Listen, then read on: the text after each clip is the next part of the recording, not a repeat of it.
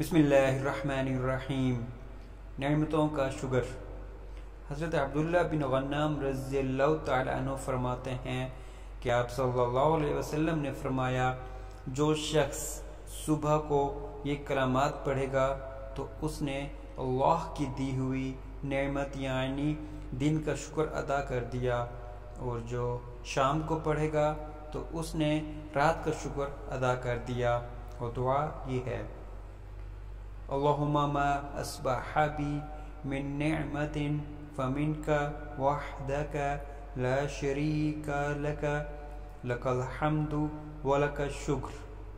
ترجمہ: اے اللہ، میں نے تیری نعمت کے ساتھ صبح کی اور تو اکیلا ہے، تیرا کوئی شریک نہیں، تمام تعریفیں تیرے لیے ہیں اور تیرے لیے ہی شکر ہے۔ سبحان اللہ۔